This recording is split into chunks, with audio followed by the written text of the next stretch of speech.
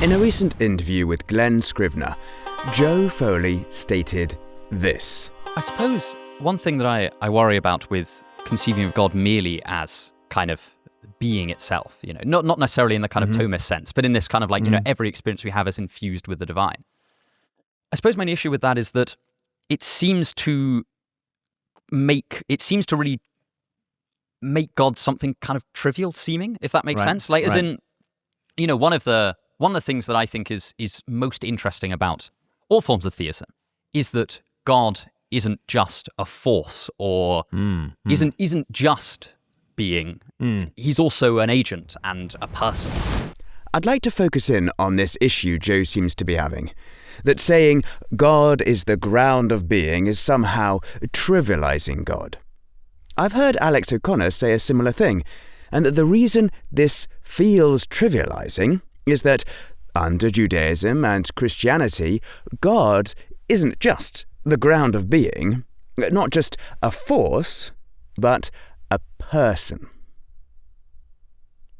Atheists often state that the problem of evil is the strongest argument against the existence of a good God. To make this argument, they stand in the Christian's shoes and say, if I were to accept your worldview of objective good and objective bad, then how can you claim your God to be good by your own standards?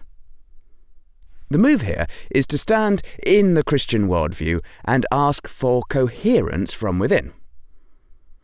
I'd like to do the same here, but in reverse. I don't feel that Joe's worldview needs to be incompatible with Christianity. The reason he sees a conflict is that he uses Christian metaphysics to explain the problem and then stands outside them to critique it. Here's an analogy. It would be like a novelist insisting that a computer program can't really write because it doesn't mean what it types, while simultaneously defining human-generated meaning as nothing more than the physics of neural computation.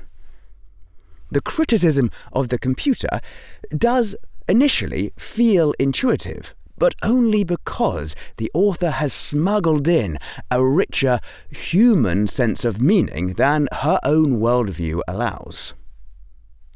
Joe does the same. He says that calling God the ground of being makes him trivial because it strips away agency and personhood. But in his reductionist ontology, agency and personhood are nothing more than the coordinated firing of neurons and chemical forces. By his own worldview, there is no deeper someone inside the process. So, if that's all a person is, then a divine force or the ground of being wouldn't be any less personal than we are. I feel Joe's issues come from this quiet inconsistency. He borrows the Christian depth of personhood, the idea of a ghost in the machine, to make his objection, but he himself defines reality in a way that removes the possibility of that being a thing. People, to him, are no more than incomprehensibly complicated billiard balls bouncing around, but he holds that for the ground of being to be a person, it should be something more.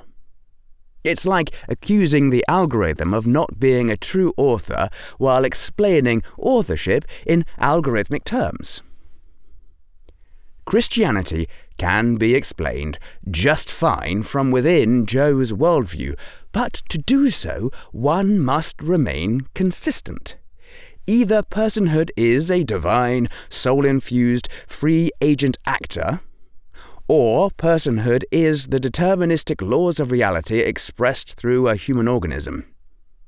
Either humans really are a ghost in the machine, in which case you have entered into the supernatural world already, and then you can accuse God of needing to be more like a person, or humans are deterministic atoms, in which case your definition of person is not so grand that the ground of being cannot also be seen as a person.